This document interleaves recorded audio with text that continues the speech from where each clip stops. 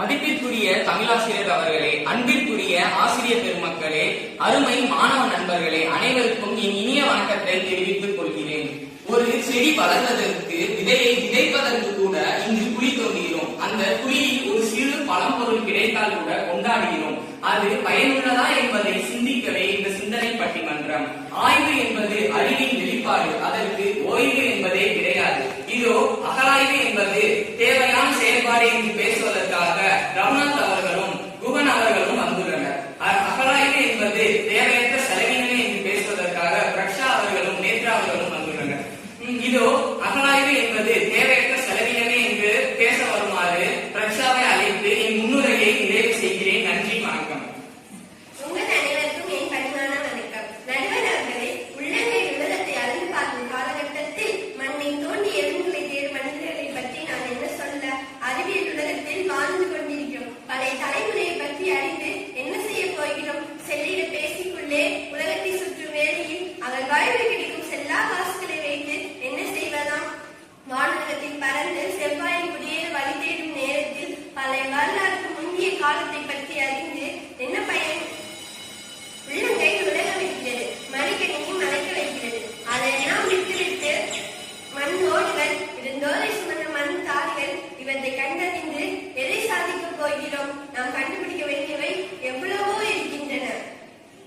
அறிவை வெளியே செய் என பாவேந்தர் கூறினார். நாம் அறிவை வீணாக்கிக் கொண்டிருக்கிறோம். எனவே நடுவர் அவர்களே, அகழ்வாய்வு என்பது தேவையற்ற செலவினமே, தேவையற்ற செலவினமே என்று கூறி என் வாதத்தை நிறைவு செய்கிறேன். நன்றி, வணக்கம். நண்பர் பிரக்ஷா அவரது காலசாரமான வாதத்தை அவையோருள்ள அனைவருக்கும் என் வணக்கம். நான் உரையை தொடங்குகிறேன். மண்ணை தோண்டி எலும்பை சேகரித்து எண்ணி பார்ப்பதற்கு அல்ல, நம் பண்பாட்டை எண்ணி பார்ப்பதற்கு. கடந்த காலத்தை புரிந்து கொள்ளாமல் நிகழ்காலத்தில் வெற்றி பெற முடியுமா அல்லது எதிர்காலத்தை கணக்குதான் இயலுமா? நமது வரலாறு மிகவும் நீண்டது. 150 வருடங்களுக்கு முன்பு 1863ஆம் ஆண்டு ராபர்ட் ப்ரூஸ் என்னும் தொல்லியல் அறிஞர் சென்னையின் பல்லாவரத்தில் செம்மண்மேட்டு பகுதியில் எலும்புகள் மற்றும் கற்கருவி கண்டெடுக்கப்பட்டன. அந்த கற்கருவி தான் இந்தியாவில் கண்டெடுக்கப்பட்ட முதல் கற்கருவி ஆகும். அதற்கு முன்பே நம்ம ரோமானியர்களுடைய பழங்காலத்து காசை கோவையில் கண்டெடுத்தோம்.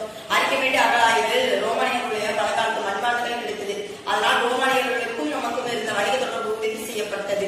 அதற்கு பின்னால் 1914ஆம் ஆண்டு ஆதிச்சநல்லூரில் ஏராளமான முதுமுக்க தாளிகள் கண்டுபிடிக்கப்பட்டன.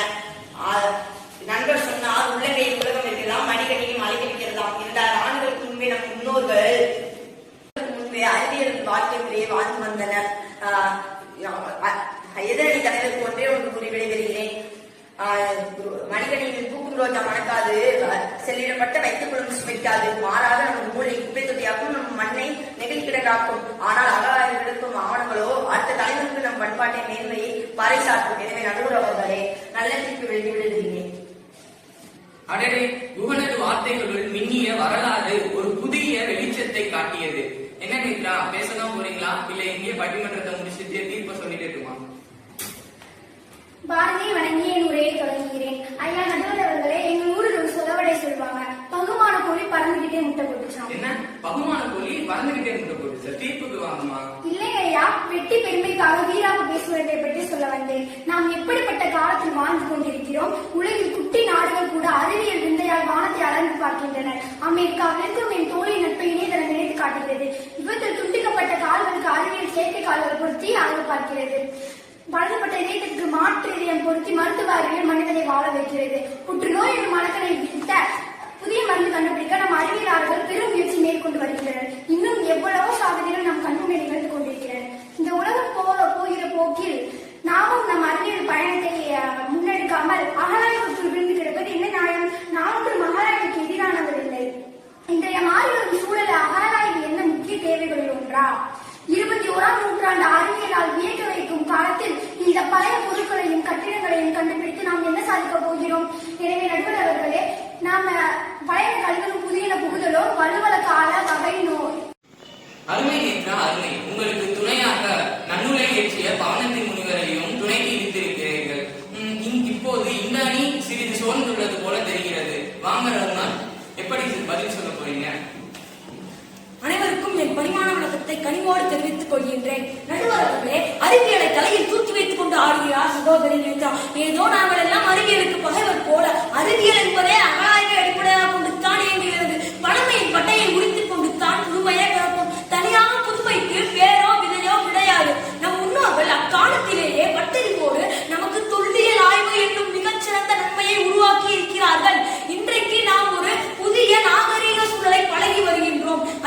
என்றால் ஒரு பொருளை ஒரு முறை பயன்படுத்திவிட்டு தூக்கி எறிவதாகும். எழுதுகின்ற பேனா, பழுதுபட்ட மடிக்கணினி, தொலைபேசி இவ்வனைத்தையும் நாம் ஒரு முறை பயன்படுத்திவிட்டு தூக்கி எறிந்து விடுகின்றோம். ஆனால் நம் முன்னோர்கள் கண்டுபிடித்த சுண்முன்னால் ஆன பொருட்கள் இல்லாம பல தலைமுறைகளில் ஆய்வுமையை கூட முதியோர் இல்லத்தில் தூக்கி எறியும் மூடத்தனமான வேலையை நாம் செய்கின்றோம். எனவே நடுவர் அவர்களே, அகழாய்வு என்பது தேவையற்ற செலவினம் அல்ல, தேவையான செயல்பாடே என்று கூறி என் உரையை நிறைவு சென்றேன். ரகுநாத்தின் ஆய்வு கண்ணோட்டம் மிகவும் அருமையானது. அரிய செய்திகளோடு இரு அணியினரும் பாதித்துள்ளனர். 1863ஆம் ஆண்டு தொடங்கப்பட்ட அகழாய்வு இன்று வரையிலும் தொடர்ந்து வரும்போது பல உண்மைகள் உரைக்க தொடங்கி இருக்கின்றன. பழையனவற்றை நாம் ஏன் தோண்டி எடுத்து ஆராய வேண்டும்? அதற்கு நாம் புலங்கு பொருள் பண்பாடே சான்றாக நிற்கின்றது. தேவையற்ற செயல்பாடு என்று பேசிய அணியினர் கூறியது போல அகழாய்வு ஒன்றும் அறிவியலுக்கு எதிரானது அன்று. அறிவியலில் இரண்டு வகை உண்டு. ஒன்று வணிக அறிவியல், மற்றொன்று மக்கள் அறிவியல். வணிக அறிவியல் முதலீட்டை பெருக்குவதற்காக பொருட்களை கண்டுபிடிக்கிறது, அதனை விற்பனை செய்கிறது. அதன் விளைவே நெகிழி குப்பைகள். மக்கள் அறிவியல் என்னும் மகத்தான சிந்தனையை புரிந்து கொள்வதற்கும் நமது பண்பாட்டின் மேன்மைகளை இன்றைய தலைமுறையினர்